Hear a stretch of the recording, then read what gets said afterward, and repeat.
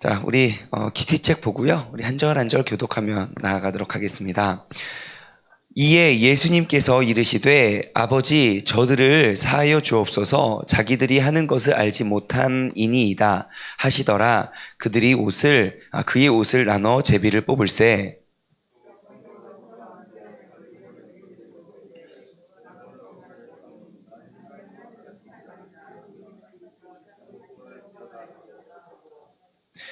군인들도 희롱하면서 나와 신 포도주를 주며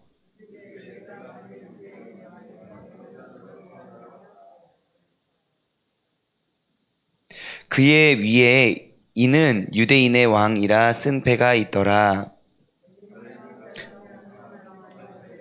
내가 그리스도가 아니냐 너와 우리를 구원하라 하되 하나는 그 사람을 꾸짖어 이르되 내가 동일한 정죄를 받고서도 하나님을 두려워하지 아니하느냐.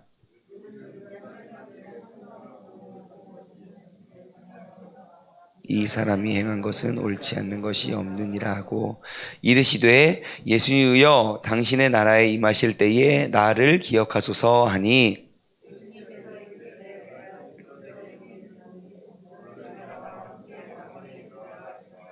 아멘, 아멘, 아멘. 네, 오늘도 이렇게 또 함께 은혜 받게 되어서 주님의 이름으로 모두를 환영합니다. 우리 앞뒤좌우 반갑게 인사합시다. 환영합니다. 참 잘 나오셨습니다. 아름다운 아침입니다. 네네. 이제 오늘 본문 말씀은요, 우리 예수님께서 십자가에 달리셨고, 그리고 십자가에 달리신 그날 십자가에 달린 사람은 예수님 한 명이 아니었습니다. 우리 모두가 잘 알고 있는 것처럼 예수님 왼편과 오른편에 달려있는 그 행악자들과 함께 그 십자가형이 지금 처형이 이루어지고 있는 것입니다. 그래서 이제 오늘 본문의 이제 큰 그림은, 큰 핵심은 달린 행악자들의 논쟁이지요. 예, 달린 행악자들의 논쟁이고, 예수님의 좌편 그리고 우편에 누가 달려 있습니까? 그 당시 가장 잔인하고 가장 죄목이 악질인 사람에게 주어졌던 그런 사형의 방법은 바로 십자가형이었습니다. 지금이야 우리가 이 십자가를 볼 때마다 예수님을 생각하고 뭐 십자가 목걸이도 만들고 십자가 귀걸이도 만들고 우리는 십자가가 이렇게 되게 좋은 의미이고 뭐 그런 거지만 그 당시만 하더라도 십자가는 굉장히 흉물입니다. 왜냐하면 십자가 그 자체가 의미하는 건 우리가 죽일 수 있는 모든 방법 중에 가장 잔인하고 고통된 방법이었기 때문이죠. 십자가형은 여러분 그 언덕 위에 십자가를 세워놓고 사람을 매달고요. 사람 몸에 있는 수분이 몇 프로라고 하죠? 예, 70%라고 하잖아요. 그 70%의 수분을 조금씩 말려서 죽이는 게 바로 십자가형입니다. 그러니까 내 몸에 그러니까 우리가 막 목이 엄청 해도 되게 괴롭지 않습니까? 근데 온 몸에 있는 모든 수분을 조금씩 말려서 죽는 게 십자가형이고, 그리고 그 십자가형의 가장 큰 고통은 내가 죽어가고 있음을 온 몸이 조금씩 느껴가고 있다는 것이죠. 그래서 그 십자가만 보더라도 사람들은 굉장히 기분이 안 좋고 그 십자가만 봐도 저런 흉물, 저런 재수 없는 그러한 상징이 바로 십자가였습니다. 자, 그런데 그 십자가형을 지금 언도받은 예수님은 누명에 의해서 이렇게 했다고 칩시다. 그럼 왼쪽과 오른쪽에 달려있던 행악자들은 어떠한 죄목이 있었는지 정확히 알 수는 없으나 우리가 정확히 알 수 있는 건 그 십자가형을 언도받았다는 것입니다. 자, 그러면 오늘 본문 말씀 39절에서 43절까지의 이 둘의 대화를 보시면 완전히 다른 이야기를 합니다. 한편에 한 사람은 달린 행악자 중 하나는 비방하여 이르되, 일단 이제 좋게는 이야기 안 했던 것 같아요. 요즘 말로 말하면 막 모든 이제 된소리 발음을 다 이제 집어넣으면서 이런 냐 하면서 네가 그리스도냐? 너와 우리를 한번 구원해봐. 우리 지금 여기서 뭐 하는 거야? 라고 이제 비방을 하고 있습니다. 근데 다른 한편에 있는 한 사람은 그 비방하는 사람을 막 꾸짖어요.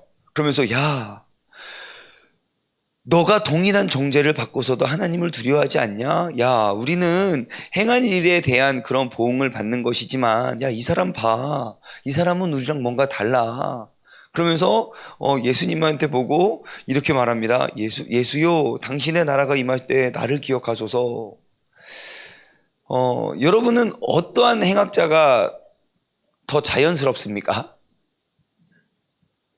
여러분 보시기에 우리는 이 이야기를 너무너무 잘 알고 있어서 우리는 그 한편에 이쪽 착한 행악자만 늘 생각하고 늘 마음에 있는 것 같은데요. 여러분, 제가 앞서 말씀드린 대로 지금 예수님의 좌우편에 있는 사람들은요, 그 살인할 수 있는 가장 잔인한 방법에 처형을 당할 수밖에 없는 나쁜 악질의 사람들입니다.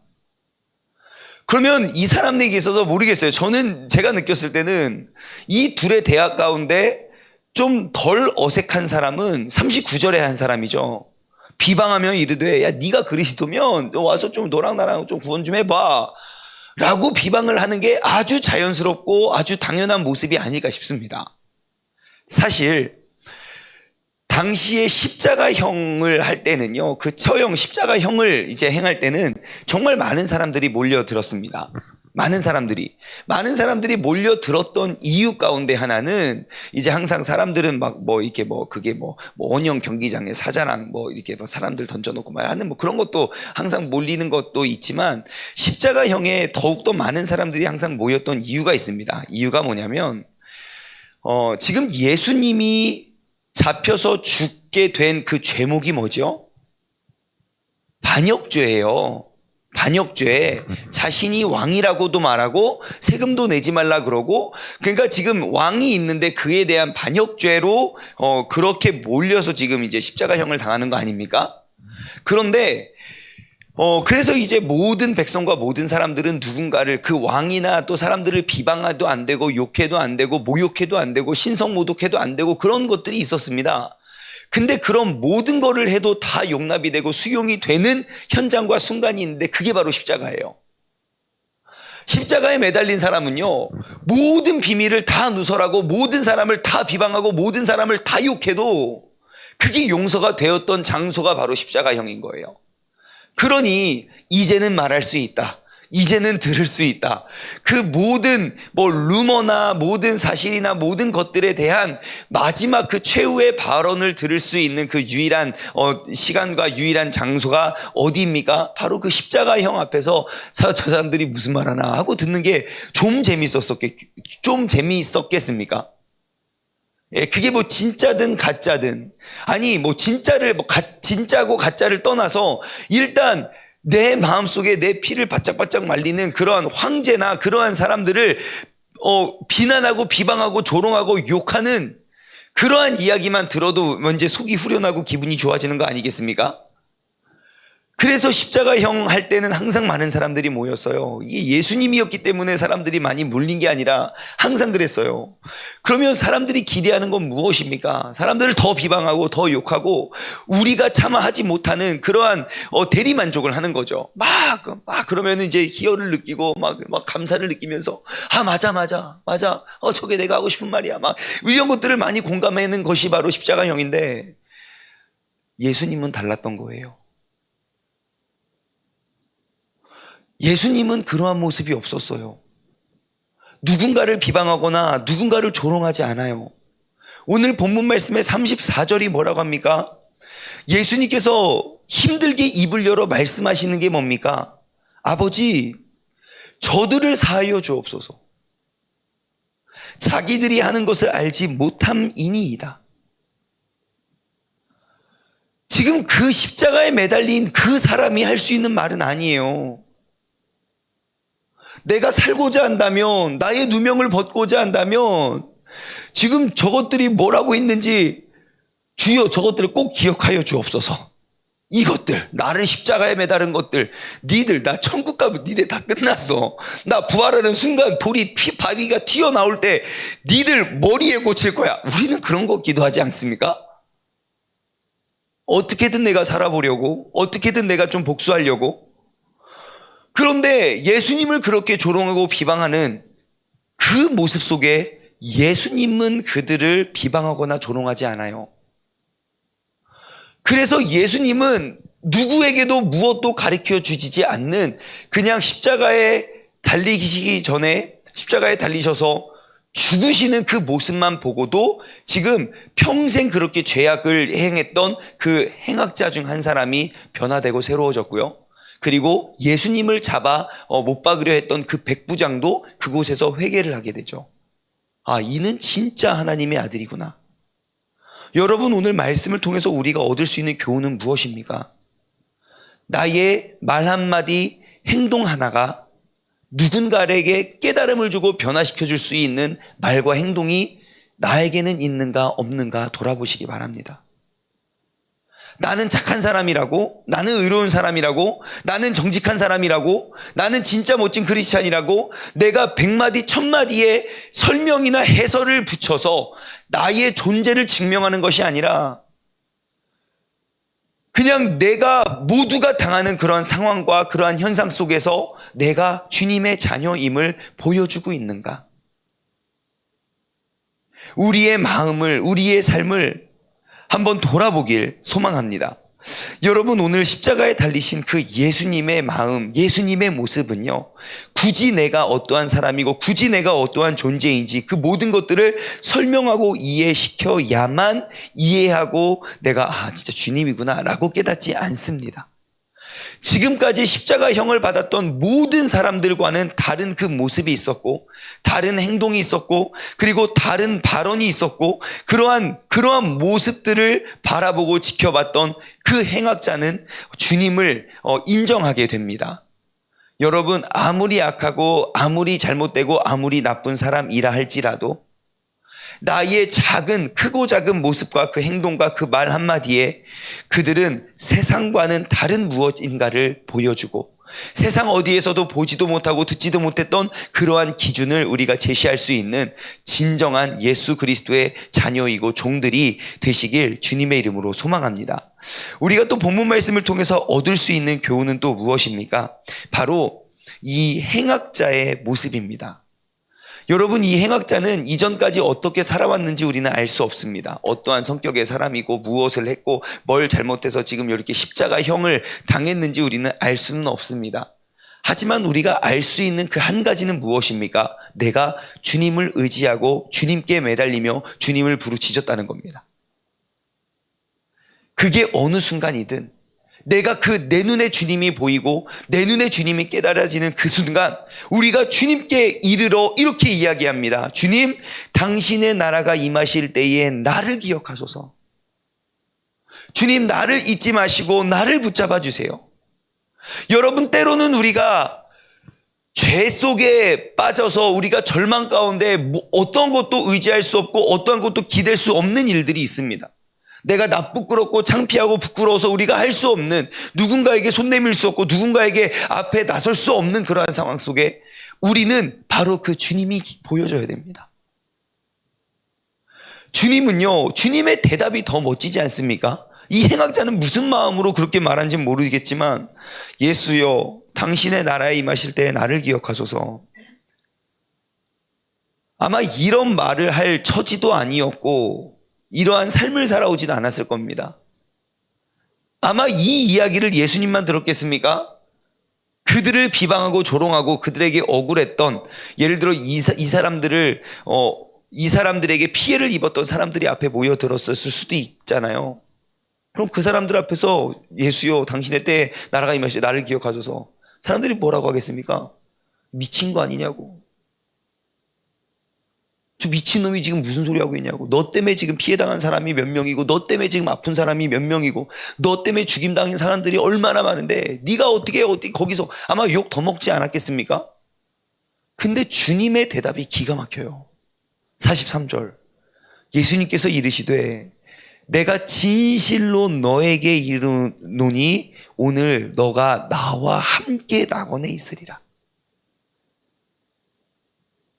여러분, 예수님은 우리의 그 죄목에 대해서, 우리의 과거에 대해서 묻지도 따지지도 않으십니다.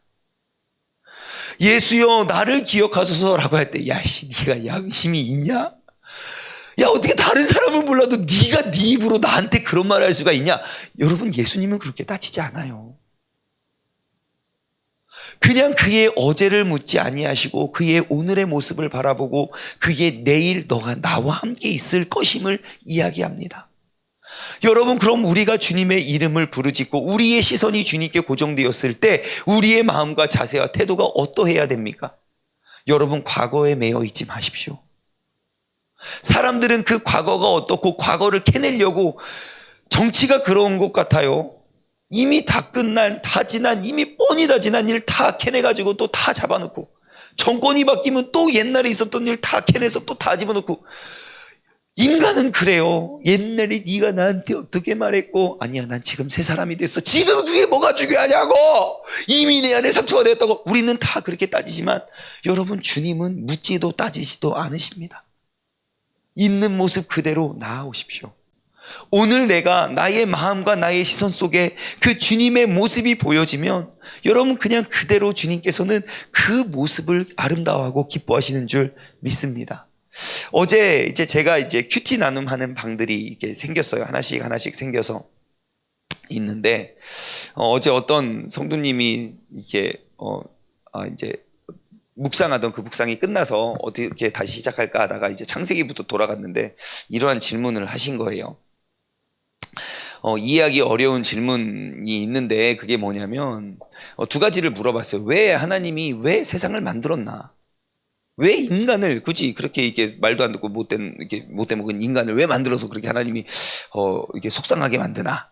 그죠? 두 번째 질문은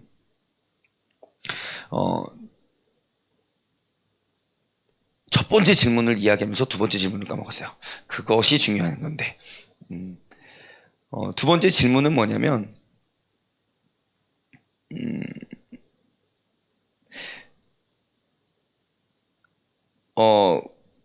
첫 번째 질문. 두 번째 질문은 그거였어요. 창세기 2장 22절에서 24절에 보면, 이제 아담이 갈비뼈를 취해서 하와를 만들고, 뭐, 내 뼈 중에 뼈고 살 중에 살이고, 근데 왜 이들은, 밖에 나와서, 왜 둘이 한 몸을 이루어서 뭐 가정이 된다. 그 분명히, 부모를 떠나, 독립해야 되는데, 부모가 어디 있었습니까, 그때? 이제 그게 질문이었어요. 예, 그래서 이제 이런저런 대답을 하다가 이런 생각이 들더라고요. 하나님이 인간을 왜 만들고 왜 창조하셨는가에 대한 답으로 이렇게 생각하시면 좋을 것 같아요. 제 아들 민재가 가지고 있던 치명적인 잘못, 치명적인 실수 이런 게 있습니다.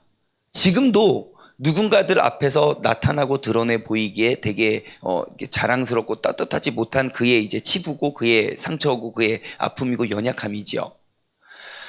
그러면 내 부모의 입장의 눈으로 이 아이를 보았을 때 얘가 똑같은 실수를 또 했어요. 똑같은 잘못을 또 했어요.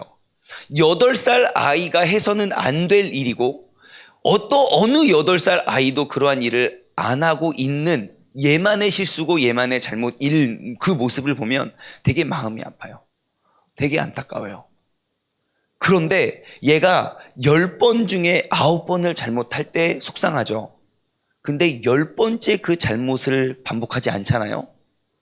그럼 참 이상한 건 이전에 9번은 하나도 기억이 안 나고 10번만 자랑해요. 그 부모의 마음인 것 같아요. 우리의 상식이라면 네가 나한테 9번 잘못했으니까 10번째 잘해봤자 너 잘못한 게 9번이나 돼. 그게 정상이거든요. 그게 우리가 다른 사람을 용서하거나 우리가 다른 사람들과 대하는 관점이거든요. 우리는 과거가 중요하고 과거를 묻기 때문에. 근데 주님께서는 그러지 않으세요. 야, 네가 나와 함께 오늘 낙원에 있을 거야. 이전에 100번을 잘못하든 1000번을 잘못하던 그 잘못이 아니라 오늘 하나님의 그 예수님의 죽으심의 목적이 무엇입니까? 그래, 내가 이 땅에 온 것은 그 의인을 구원하러 온 게 아니라 너와 같은 죄인을 구원하기 위해 왔어. 예수님의 그 목적을 잃어버리지 않은 거예요. 그래서 예수님은 오늘의 모습을 바라보고 내일의 이야기를 하십니다. 여러분, 우리 하나님도 항상 나를 바라보시는 그 모습도 그러할 거예요. 주님, 내가 이거 잘못했고 이거 그래서 제가 주님께 못 나갈 것 같아요. 주님께서 뭐라고 하실까요? 괜찮아, 괜찮아. 오늘 나는 너와 함께 있을 거야. 내일 나는 너와 함께 있을 거야. 여러분, 있는 모습 그대로 우리가 나아갑시다. 오늘 이 시간 우리 함께 기도하며 나아갈 때 나의 체면을 차리는 것도 아니고 나의 과거에 어떠한 것도 떠오르지 말고 우리의 과거의 죄를 계속 내 안에 떠올리게 해서 내 삶을, 내 생각을 끄집어내리는 건 성령의 역사가 아님을 여러분 꼭 기억하시고 그거 물리치시고 오늘 나에게 말씀하시는 그 주님, 십자가에 달린 행악자의 그 요구에도 주님 나를 기억하소서 라는 그의 요청에도 내가 진실로 너에게 이르노니 오늘 내가 나와 함께 낙원에 있으리라. 그 낙원에 주님과 함께 있는 그 풍성한 은혜의 주인공 되시길 주님의 이름으로 축원합니다. 함께 기도하겠습니다. 하나님 아버지 감사합니다. 오늘 이 아침에도 주님께서 우리를 또 예배의 자리에 또 예배의 모습으로 또 예배자로 우리를 세워주시고 불러주심에 감사를 드립니다. 하나님 아버지, 우리가 말씀을 통해 우리가 두 가지를 깨닫습니다. 첫 번째는 예수님께서 십자가에 달리시는 그 모습, 죽어가시는 모습을 봐도 누군가는 깨닫고 누군가는 변화되고 있다는 것입니다. 하나님 아버지, 내 인생이 다 끝났다고 생각하여 내가 마지막이라고 이제 끝장이라고 생각하여 내가 내 멋대로 행동한 그러한 모습 속에서도 우리는 그리스도의 모습이 보여지고 비춰질 수 있는 믿음의 사람 되길 소망합니다. 누군가는 바라보고 누군가는 지켜보고 누군가는 기억하고 누군가는 반응하며 누군가는 나를 바로 나의 삶의 모습을 통하여 예수 그리스도의 모습을 발견하며 나아감을 우리가 꼭 기억하고 내가 어느 순간에서 어떠한 일을 할 때 내가 가장 억울한 누명을 써서 내가 그 억울한 위치에 섰을 때에도 꼭 예수 그리스도의 모습을 비추며 나아갈 수 있는 믿음의 사람이 되기를 다시 한번 다짐합니다. 또한 우리의 주님께서는 이전 과거에 대해서 묻지도 따지지도 않으심을 우리가 나아갑니다.